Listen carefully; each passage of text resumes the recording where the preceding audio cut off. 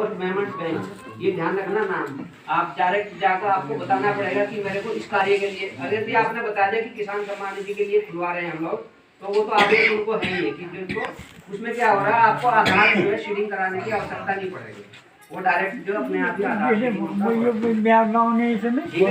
दूसरे तीसरा जो इसका कारण है लैंड सीडिंग का है, तो आपकी जमीन है, किसान तो आप हो, लेकिन किसान जो भारत सरकार के पीएम किसान के पोर्टल पर नहीं दर्शाएगा, क्योंकि उसके लिए दोनों कार्यवाही अलग से करनी पड़ती है। वो किसान पोर्टल पर जो है लैंड सीडिंग का जो कार्य तहसील के मार्फत जो होता है, ठीक है जी।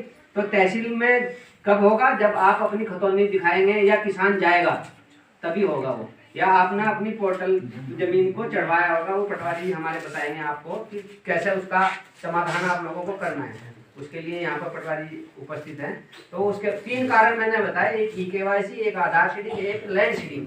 तो 3 कारण है, केवल चौथा कोई कारण नहीं है इसमें। अगर किसी किसान को रजिस्ट्रेशन करवाना है तो वो पहले पोस्ट पेमेंट बैंक अकाउंट खुलवाए, और जिसको अब नया अगर पात्र है वो करवाना चाहता है तो उसमें ये करवा सकते हैं।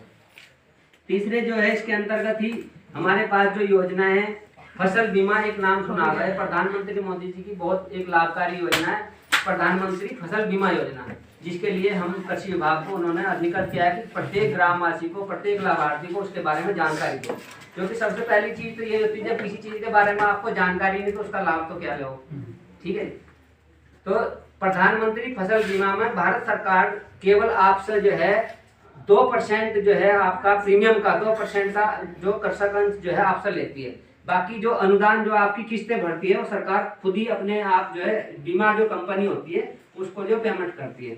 इसका मतलब जो मेन रिस्क को कवर करने का मतलब है इनका, कि आपकी अगर खेती को किसी तरह से प्राकृतिक मौसम जो उसमें टर्म्स है, जब आप करोगे उस बीमे को, तो आपको अगर आप सीएससी सेंटर से खुद कराओगे तो उसमें नॉर्म्स आएंगे, टर्म एंड कंडीशन आती है किसी भी योजना की लाभदायक, किस तरह से आप इसकी योजनाओं का लाभ ले सकते हैं।